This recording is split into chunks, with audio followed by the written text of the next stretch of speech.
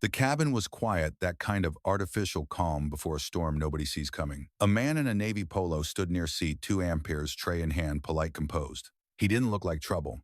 He looked like someone trying not to be noticed. Then came the voice that cut the air in half. "Hey, you're in the wrong seat, buddy." Heads turned. The speaker, a sharp-suited man with gelled hair and a smile that didn't reach his eyes, jabbed a finger toward him. "You don't belong in first class. You're blocking the aisle." The laughter that followed wasn't loud, but it stung. 2 flight attendants exchanged a look, one amused, one unsure. The woman in red lipstick and a polished bun stepped forward, pretending to smooth her scarf. "Sir, this cabin is reserved for premium guests. Can I see your ticket?" Her tone was sugar over steel. The man in the polo, Major Charles Green, 57 U.S. Air Force, retired, handed it over without a word. The ticket was spotless, embossed, perfectly valid. But the attendant didn't even glance at it. She turned to the suited passenger instead, laughing softly. Must have been a mistake at check-in. Something shifted in the air, that unspoken certainty that the problem wasn't the ticket. It was him. Behind them, a younger attendant, nervous first week on the job, watched, biting her lip. She had scanned that same boarding pass 30 minutes ago. She knew it was real, but she said nothing. Not yet. The man in the suit leaned closer, smirking. "You really think you can just walk in here and take that seat?" Charles didn't answer. He simply placed his tray on the armrest, calm, deliberate, and met the man's eyes. For a brief second, the cabin felt smaller, tighter.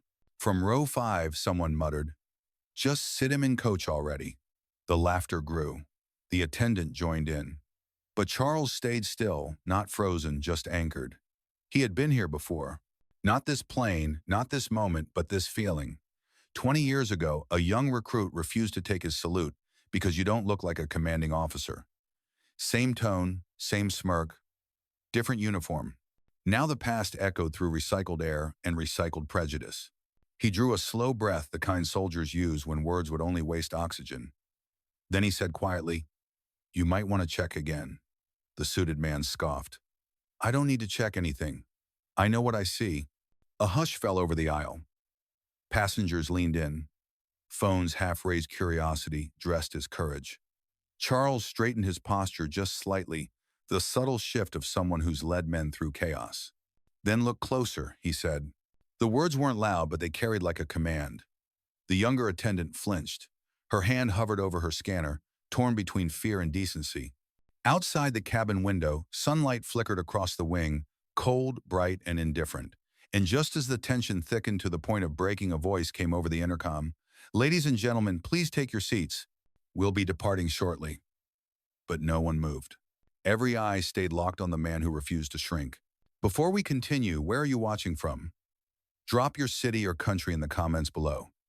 And if you believe dignity should never depend on appearance, hit like and subscribe." These stories spark change. And we're glad you're here. Now back to Major Green. The flight had leveled out, but the tension hadn't. Seatbelt signs blinked off. Whispers turned on. In first class, eyes followed Major Charles Green like he was turbulence in human form. He placed his tray down, adjusted the cuff of his sleeve, steady, deliberate, the way only men who've known chaos can be calm in it. The older flight attendant, name tag Nicole, hovered nearby, pretending to organize champagne flutes. Every move she made said the same thing. "You don't belong here." Her perfume drifted through the air like judgment. Charles didn't react. He simply reached into his pocket, pulled out a small black notebook, and opened to a half-faded page. Ink pressed deep into the paper, coordinates, signatures, dates.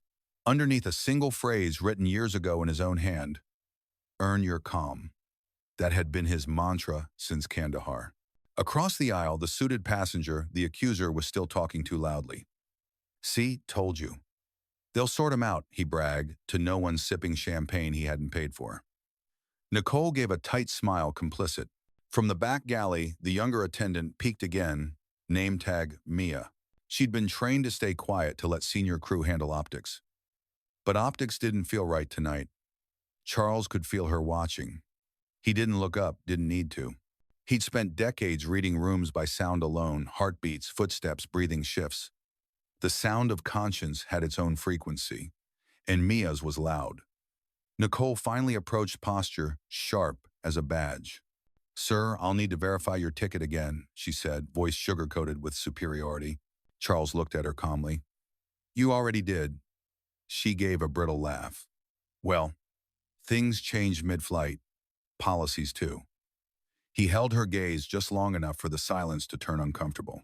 Then you might want to review yours, he said evenly. A few nearby passengers exchanged glances. Someone whispered, he's so calm it's scary. Another replied, that's what guilt looks like. Charles didn't flinch. He'd been called worse. He'd been shot at, burned, buried under rubble. And somehow this, a stranger's doubt, still managed to sting the most. He took a slow breath, eyes flicking toward the cabin monitor overhead. The airline's promo reel looped in soft corporate colors. Excellence, honor, legacy. Words that once meant something to him. Mia finally stepped closer, breaking her own training. Ma'am, she said quietly to Nicole, his boarding pass scanned green. Twice. Nicole's smile didn't move. Go back to the galley, sweetheart. Let the grown-ups work. Mia froze, cheeks coloring. Charles turned slightly, his voice low but direct. She's doing her job. Maybe let her finish it. Nicole blinked, caught off guard by the calm authority in his tone, a command without a shout. Sir, there's no need to raise your voice. He smiled faintly. I haven't. The cabin went still again. Even the hum of the engines felt quieter, as if the plane itself was listening. Nicole turned away, flustered, pretending to check her tablet. But Charles saw the reflection in the screen, his own face beside a service medal pinned to a uniform. He remembered the day it was taken, medals shining under desert sun cameras, flashing soldiers saluting. The same hand that saluted him back then now hovered above a complaint form on a touchscreen. He looked away, jaw tightening. Injustice had a rhythm. He'd learned to let it play out just long enough for the truth to cut through the noise. The younger attendant lingered a moment longer, meeting his eyes with a quiet kind of apology. He gave her a nod that said, hold steady. And somewhere in that still cabin, the story began to tilt, imperceptible yet inevitable, like the start of a descent no one had planned. The hum of the engines became a soundtrack to discomfort. Every small movement in first class felt amplified, the click of a pen, the pour of champagne, the nervous shuffle of guilt. Major Charles Green sat in silence, his hands folded neatly over the notebook. The restraint in his posture wasn't fear, it was precision. Nicole returned, holding a tablet like a weapon she didn't know how to use. Her smile was thinner now. Sir, I'm sorry, she began, the apology hollow, but your information isn't coming up correctly in our system. Are you sure this ticket was purchased under your name? Her tone bent on the word your. Charles tilted his head, the faintest trace of disbelief crossing his face. I'm sure. Well, sometimes, he interrupted gently, people forget who keeps their skies safe enough to fly. The words weren't loud, but they cracked through the tension like static. A man in row 3 coughed to break the silence. No one laughed this time. Nicole straightened, defensive. Sir, please don't make this more difficult than it needs to be. I'm not making it anything, Charles replied, his voice even. You are. From behind her, the suited passenger, still self-appointed guardian of standards, couldn't resist. This is what happens when you let anyone buy premium, he muttered. Nicole didn't stop him. That was the problem. She never stopped them. The air tightened. Mia, the young attendant, lingered halfway up the aisle, clutching a stack of napkins she no longer remembered needing. Her eyes flicked from Nicole to Charles, then to the other passengers who pretended to read but couldn't. When Charles finally spoke again, it was to her. Miss, he said softly, you scanned my ticket earlier, didn't you? She nodded before she could stop herself. Yes, sir, twice. Then don't doubt what you saw. Nicole turned sharply. Excuse me, he looked up at her. You heard me. Her mouth opened, but no sound came. The suited passenger laughed nervously. What, you gonna pull rank or something? Charles blinked once, slow, deliberate. He didn't have to. The way he sat already was rank. Mia took a small step forward. Ma'am, I can recheck the manifest. Go ahead, Nicole snapped, voice brittle. But when Mia glanced down, the tablet screen showed something odd, the system flashing unauthorized entry access denied. Her brows furrowed. Ma'am, the file's restricted. Nicole frowned. What do you mean restricted? Mia hesitated. I can't override it. Charles watched, quiet but alert. Every instinct honed from years of command told him what this was. An error, yes, but not accidental. Someone had changed permissions mid-flight. Nicole crossed her arms. Well, looks like the system agrees with me. But her voice trembled just enough to betray doubt. Charles leaned back, the calm returning like armor. Technology makes mistakes, he said. People make them worse. That line hung in the air, polished, dangerous, true. The suited man snorted. You're awfully confident for someone who's about to get escorted out. Charles turned toward him, eyes steady. I've been escorted out of worse places than this, but not for long. A few passengers exchanged looks, nervous laughter, uncertain sympathy. Nicole stepped back, whispering into her comm device, Captain, we may need assistance in first class. Her words carried through the small cabin. Every syllable was a confession. Mia's voice cracked as she whispered, Ma'am, please don't do this. Nicole didn't answer, but her hand was shaking. Charles exhaled, slow and deliberate. He knew the sound of escalation better than anyone. He'd heard it in radios and sirens and silence before the first explosion. Now he heard it in the hum of a jet engine, in the flutter of fear trying to disguise itself as authority. He closed his notebook. The page read, Earn your calm. And as Nicole turned toward the cockpit to summon backup, Charles's phone vibrated once in his pocket, a text appearing on screen. Standing by, sir. Need the word. His fingers brushed the device, but he didn't answer. Not yet. The sky outside was clear, but the cabin A storm was already forming inside it. The seatbelt light blinked back on, but no one cared. First class had turned into a pressure chamber, polished, silent, about to burst. Nicole stood near the galley, pretending to check her tablet again, her smile frozen like a cracked mask. Passengers whispered across rows, half curious, half afraid to take sides. Major Charles Green sat motionless, but his stillness had weight. He didn't need to move. The room was moving around him. Even the air seemed to rearrange itself, thick, uneven, heavy with assumption. Mia lingered by the service curtain, heart pounding so loud she could hear it over the engines. This wasn't what training had prepared her for. They said de-escalate. They never said defend the truth when your supervisor lies. She looked at Charles again, the quiet authority in his posture, the way his eyes didn't beg for help, they commanded it without words. Nicole's voice sliced the air.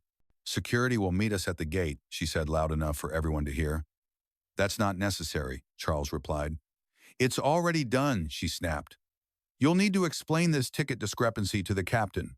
Discrepancy, he repeated, calm but sharp. That's what we're calling prejudice these days. The suited passenger in 3B chuckled. Oh, come on. Nobody's talking about race. Mia flinched. Everyone knew exactly what this was about, but nobody wanted to be the first to say it. Then came a sound no one expected, Mia's voice. Enough. Every head turned. Even Nicole froze. Mia's hands trembled, but her voice didn't. His ticket scanned green. Twice. I verified it myself before boarding. He's in the correct seat. Nicole's smile returned, brittle and weaponized. You're new. You don't understand our verification process. I understand honesty, Mia said. And this isn't it. For the first time since the confrontation began, the plane felt human again, real, flawed, alive. Passengers shifted in their seats, some whispering. She's right. Others filmed quietly behind seatbacks. The truth was bleeding into the open, impossible to stuff back into protocol. Nicole's voice cracked with forced authority. Mia, step back. That's an order. Mia hesitated, but only long enough to glance at Charles. He didn't nod.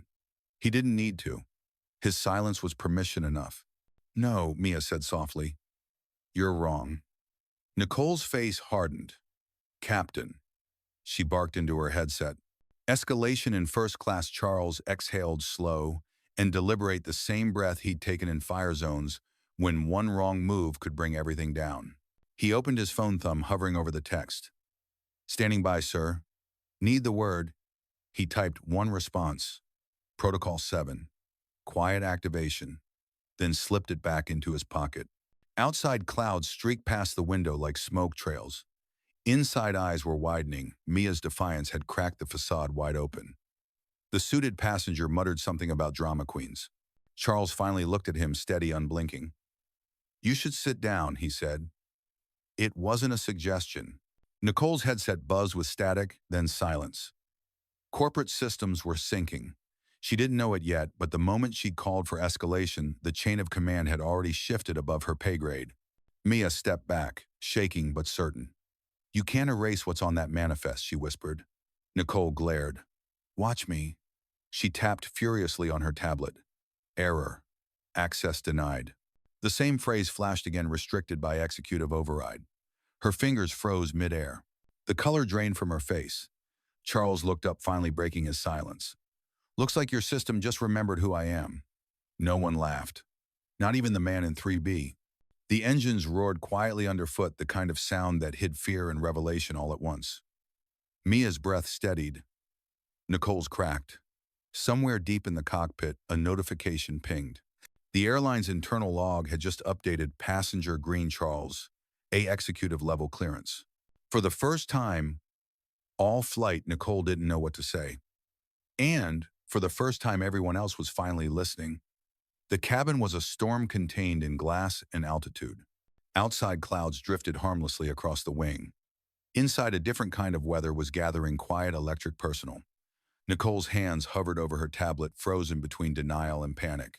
Passengers leaned forward, phones recording from half-hidden angles. Some whispered, others stayed, still afraid to be caught taking a side that might age poorly on the internet. Major Charles Green didn't move.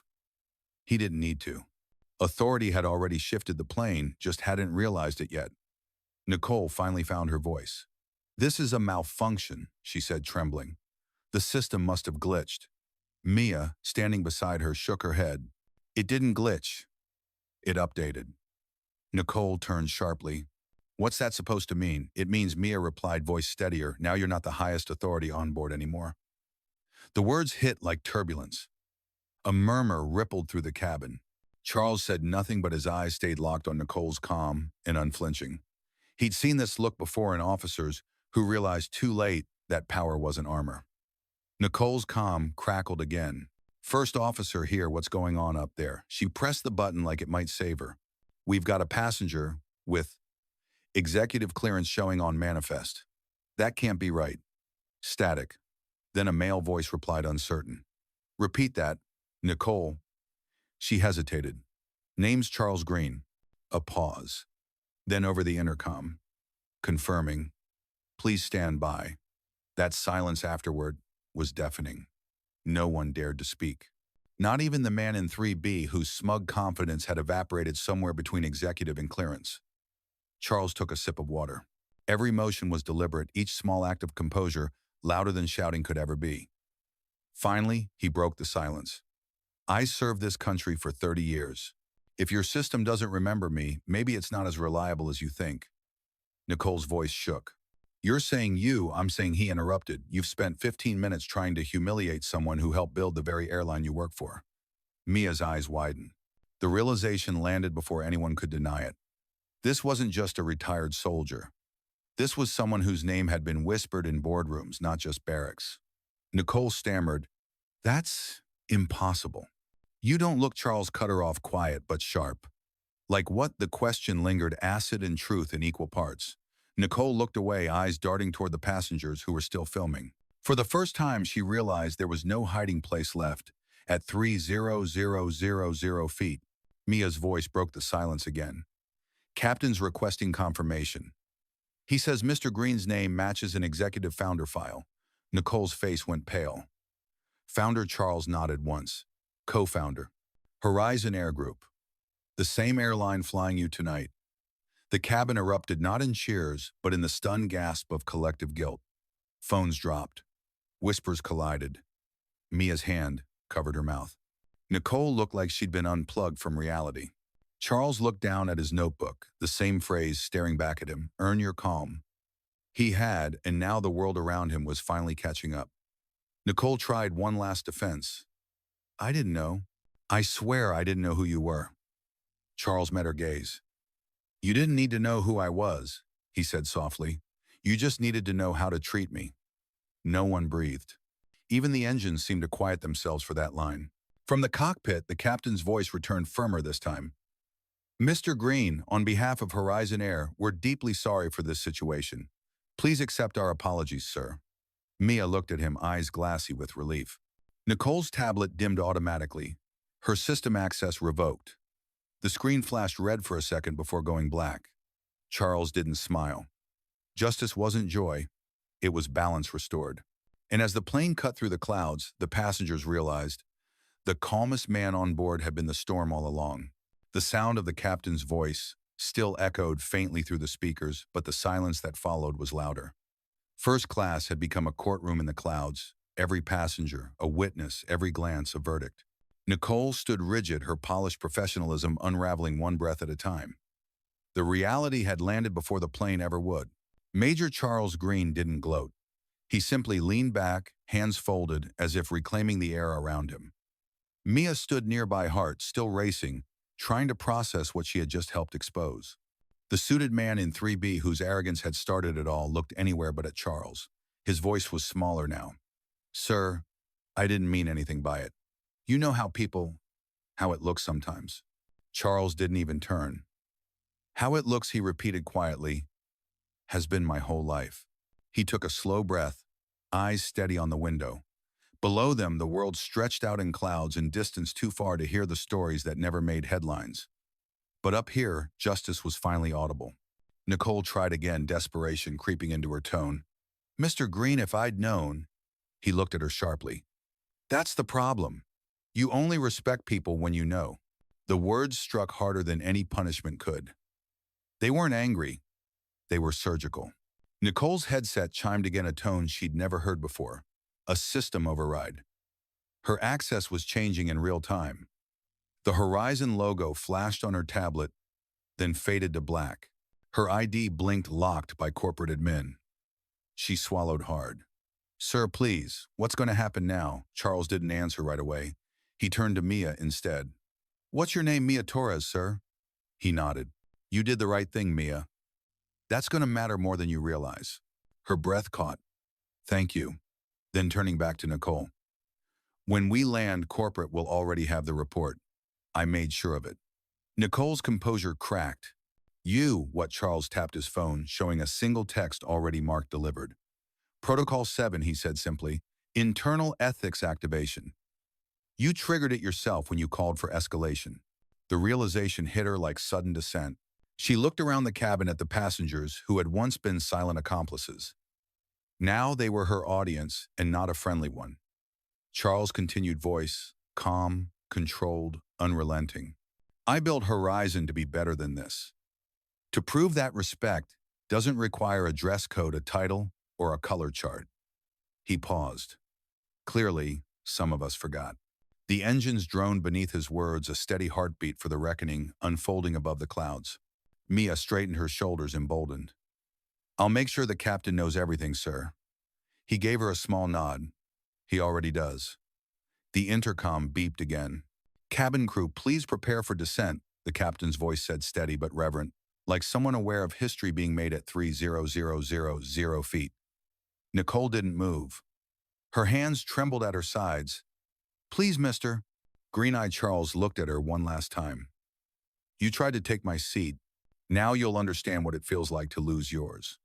The sentence wasn't cruel. It was balanced, measured, final. Mia's eyes flicked to the passengers. No one cheered. No one smirked. They just sat in silence, ashamed, humbled, maybe changed. Charles turned toward the window again. The horizon glowed faintly gold as the plane began its descent, sunlight spilling across his reflection. The same horizon that bore his name. He reached for his notebook once more.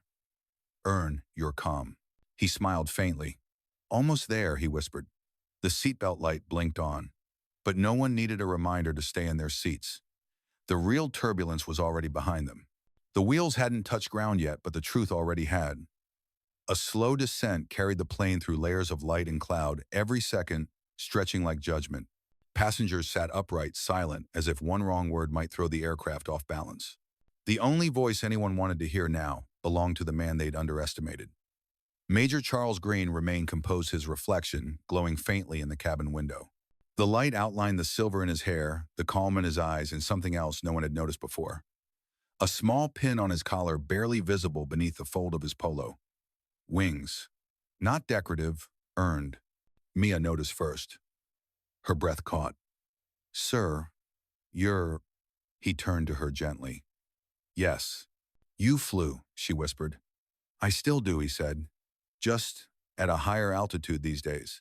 Nicole looked between them, pale and wordless. Charles stood his height, filling the narrow aisle, and the cabin seemed to shift with him. He didn't raise his voice. He didn't need to. Every person within earshot leaned forward, drawn in by the gravity of a man who didn't ask for power, he carried it. Ladies and gentlemen, he began, his voice steady but rich with quiet authority. Since we're about to land, there's something I should make clear. He turned slightly enough for his reflection to vanish and his presence to take full form. My name is Charles Green, retired Air Force Colonel, recipient of the Distinguished Flying Cross, and co-founder of Horizon Air Group. The words dropped into the cabin like a verdict. Every sound, the hum of the engines, the clink of ice in a glass, stopped. Even the air seemed to hold its breath. The man in 3B muttered, "You're kidding." But no one joined him. Mia's hand flew to her mouth, eyes wide. Nicole staggered a step backward, as if gravity had doubled in strength. Charles continued not to boast, but to reclaim space that had always been his. 25 years ago, I helped build this airline with one idea: that anyone, no matter who they are or where they come from, deserves to be treated with dignity once they step on board. I never imagined I'd have to prove that from my own seat. A murmur rippled through the rows, not of doubt, this time of recognition. People who'd watched quietly now looked away ashamed. Mia's voice trembled. "Sir, I'm sorry this happened." He shook his head. "Don't be. You stood up when it mattered. That's what leadership looks like." Nicole finally found her words brittle and broken. "Mr. Green, please. It was never personal. It always is," he said softly. Every time someone decides who belongs and who doesn't, he turned toward the rest of the cabin, his gaze sweeping over the faces. Businessmen, vacationers, strangers, suddenly confronted with themselves. "I don't expect applause. I expect awareness. Because the next time you see someone who doesn't look like privilege, maybe remember they might be the reason you get to fly at all." Silence. Then a single sound, the soft chime of a phone camera clicking off. Passengers lowered their devices. For once, no one wanted to go viral. They wanted to go quiet. Charles exhaled, the weight of years and restraint finally settling into peace. He took his seat again as the captain's voice came over the intercom, respectful now, careful. "Ladies and gentlemen, we'll be touching down shortly.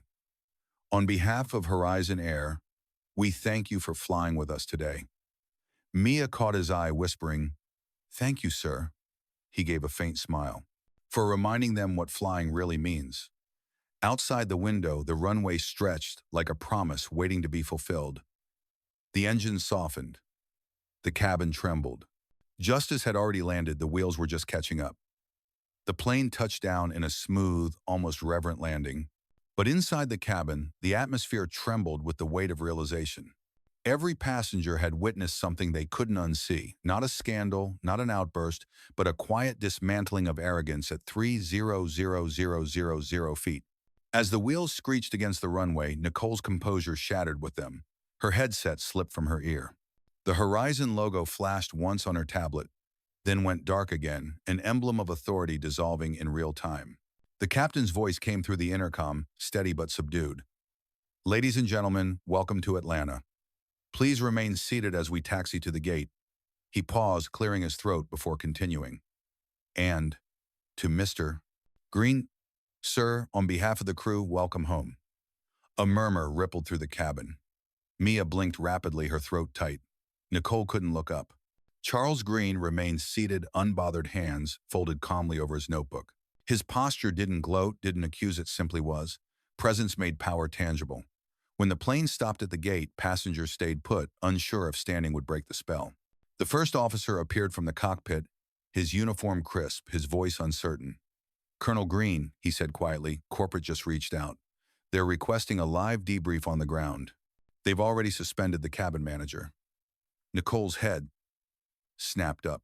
"What?" The officer didn't meet her eyes. "It came through less than a minute after we touched down." She opened her mouth to speak, but her ID badge buzzed, red access revoked. The color drained from her face. Passengers who had filmed earlier now angled their phones toward the aisle again, no longer hiding it. The story wasn't over. It was rewriting itself before their eyes. Charles stood. Every movement deliberate, every gesture still disciplined from a life that had demanded precision. He looked at Mia first. "You'll accompany me to the terminal," he said softly.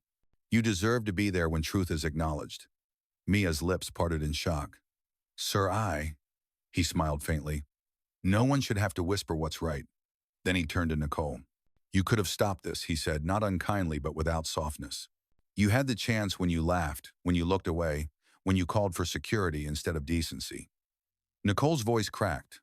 I was following procedure. He nodded slowly. And that's the difference between a system and a standard. Procedures protect positions. Standards protect people. The suited man in 3B tried to fade into his seat, but Charles's gaze found him anyway. You started this, he said quietly, and you'll remember it longer than I will. The man stammered, sir, I didn't mean. Charles stopped him with a look. I know. That's the problem. The first officer stepped aside, gesturing toward the door. Mr. Green Corporate is waiting. He nodded once, then faced the passengers. Stay seated, he said calmly. Let the lesson land first. He moved toward the exit, Mia following behind.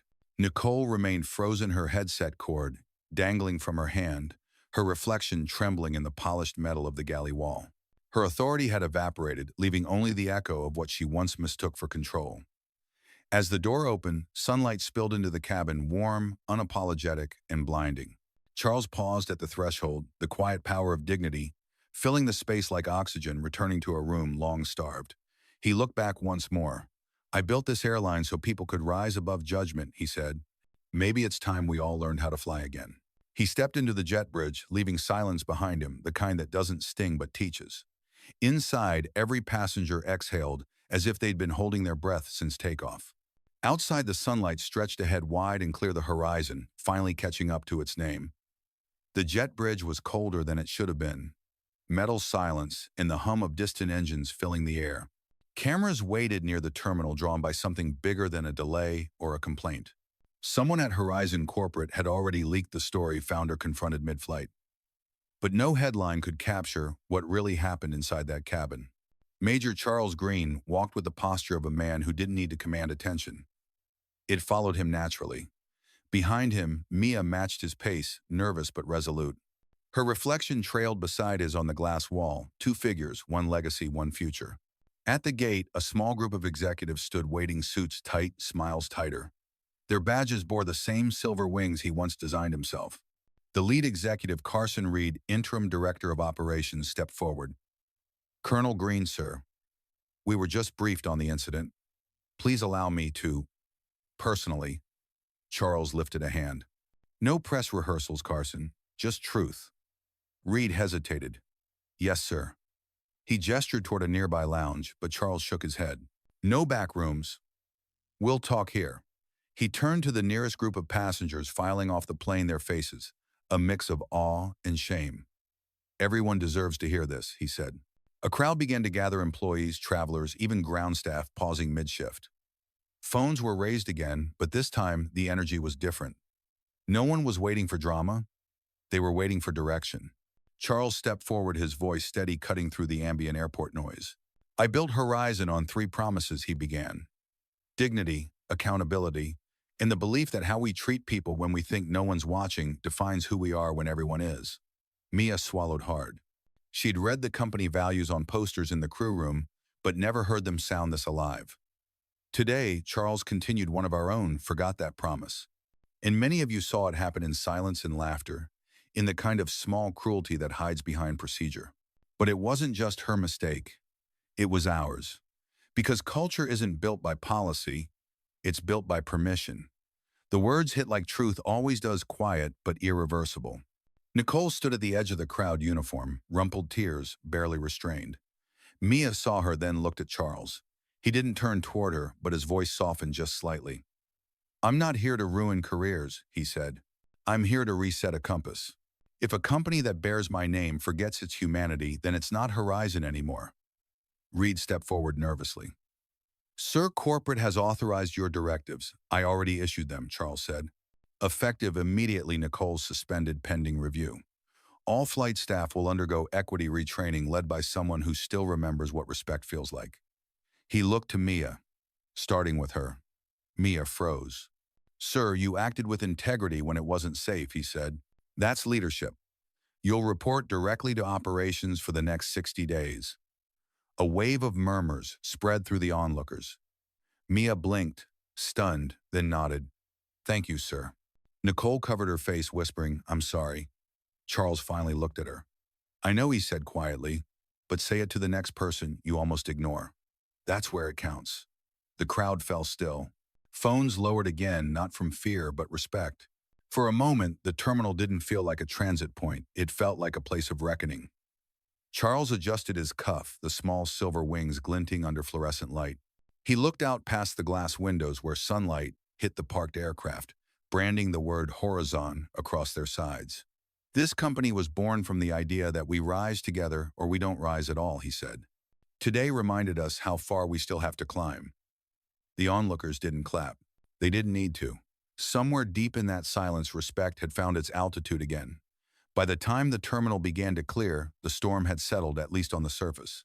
But in the offices above Gate C-14, the real turbulence had just begun. Horizon Air's crisis team assembled in a glass conference room overlooking the tarmac. Screens flickered with footage already spreading, online clips from passengers' captions reading the calm before the apology. The algorithm had done what shame couldn't. It made accountability trend. Charles Green stood at the head of the table, still in the same dark polo he'd worn on the flight. He didn't sit. Leaders who sit too soon tend to lose their altitude. Across from him, executives shuffled nervously, PR, HR, operations, all speaking in half measures and disclaimers. Mr. Green, we can issue a statement within the hour, one said. Something concise, respectful, non-adversarial. Charles raised a brow. Non-adversarial. You humiliate a man who built your brand, and now you want to sound diplomatic. No one spoke. The air hummed with embarrassment and recycled air conditioning. Here's what we'll say, Charles continued. Respect is not an optional upgrade. It's the foundation of flight. Short, honest, no hashtags. PR scribbled it down as if it were scripture. Mia sat near the end of the table, still wearing her uniform, still processing that she'd gone from flight attendant to meeting attendee in less than 2 hours. Charles caught her eye. How's the crew holding up? She hesitated. Scared, sir. Grateful. Some don't know which. That's normal, he said softly. Change always feels like turbulence at first. A younger executive cleared his throat. Sir, what about Nicole? Charles's tone stayed even. She'll go through review. No firing, not yet. Let the lesson last longer than the outrage. He walked toward the panoramic window where planes lined up for takeoff under a sky, finally clearing. I spent half my life teaching pilots that leadership isn't about control, he said. It's about lift, creating space for others to rise. He turned back to the room. We lost altitude today because too many people confused authority with worth. HR murmured something about training modules and compliance programs. Charles shook his head. Training doesn't change hearts. People do. And that starts here. He tapped the table, each word landing like a drumbeat. No more silent policies. No more optics over ethics. From now on, Horizon doesn't manage behavior, it models it. Mia's pen stopped mid-note. The words felt like oxygen, the kind she hadn't realized she'd been missing since joining. A phone buzzed. PR leaned over to whisper. Sir, CNN's requesting comment. They're calling it the founder flight incident. Charles exhaled. Then tell them the founder's response is already underway. He looked directly at Mia. Draft a memo to all staff. Title it, The Flight That Taught Us to Land. She smiled faintly. Yes, sir. The executives exchanged glances, part relief, part reverence. The scandal wasn't just ending, it was transforming into a standard. Charles straightened his posture, the years of military discipline still visible in the way his shoulders squared against tension. He glanced once more at the planes outside. Every flight I ever commanded ended with one rule, he said quietly. Touchdown steady no matter how rough the air. He paused, letting the words settle. That's what we're doing now. The meeting adjourned without applause. Only the sound of pens setting down, chairs sliding back, and a kind of silence that felt lighter. As Charles stepped out into the corridor, a custodian, older, unseen by most, paused mid-sweep and said softly, Welcome back, Colonel. Some of us never stopped flying with you. Charles smiled, genuine and tired. Then maybe we're finally airborne again. He walked on toward the gate, where passengers were already boarding the next Horizon flight. No cameras, no headlines. Just movement, steady, purposeful. The kind that meant a company, and maybe a country, was learning to rise without leaving anyone behind. 3 weeks later, the story that had started at 30,000 feet had reshaped an entire company on the ground. What began as a moment of humiliation had become a movement. Inside Horizon Air's headquarters in Seattle, change wasn't being discussed in meetings, it was being built. The lobby, once filled with corporate gloss, now displayed something new. A framed photo of Major Charles Green standing beside a flight crew. Not in suits, not in ceremony, but in uniform, hands clasped equal. Beneath it, a plaque read, "Respect is not granted by rank. It's earned by conduct." Charles walked through the space quietly that morning. He didn't like ceremonies. He liked outcomes. Mia was already there coordinating a group of new hires for the company's first integrity orientation. Her uniform was new, the stripes on her sleeve, marking her promotion to crew training supervisor. When she saw him, she straightened instinctively. "Morning, sir." "Morning, Mia," he said. "How's day one of the new playbook?" She smiled nervously. "Different. People are listening this time. That's how you know it's working." She led him into a training room where 20 employees sat: pilots, attendants, managers, mechanics.